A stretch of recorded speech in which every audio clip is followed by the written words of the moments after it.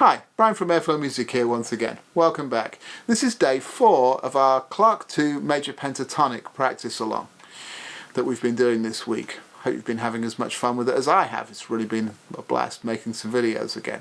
If you're not sure what this is, if you're just jumping in now, this is from this past Monday's exercise of the week, which was number 67, I think. And that's a major pentatonic version of Clarke 2, the second technical study from the Herbert L. Clarke Technical Studies for Cornet. I went into more depth in that video about why different variations like this are a good idea, so check that one out if you missed it. The link is in the description below and it'll be up on the cards right now as well. You will also probably want to download the PDF of the exercise. That's also linked below, and as I say, more explanation about that was in Monday's video. Okay, we're going to move ahead with this. I'm doing much the same as I did yesterday, in that we're going to play each line twice, so that's a single repeat, first time slurred, second time tongued. Going to make 2 bars rest, and then move on to the next line. With that, as before, we're trying to keep everything at a comfortably soft volume. Let's try and really stay as comfortably soft as we can play. Doesn't have to be pianissimo if you're not quite there, if you feel pinchy doing that, but let's keep it nice and soft. We're looking for smoothness, keeping the airflow nice and smooth through the entire phrase and getting as smoothly as possible from one note to the next. There's not too much more to say about it except that we're upping the tempo a little more today. So today we're going to be doing this at 120 beats per minute. Okay, let's get into it.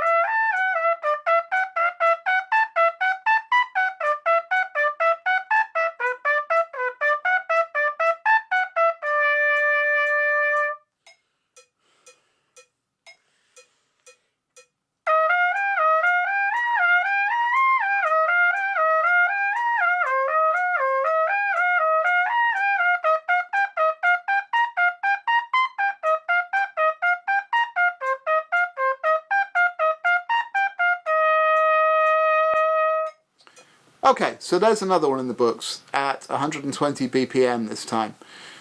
Generally, once again, I felt okay about that.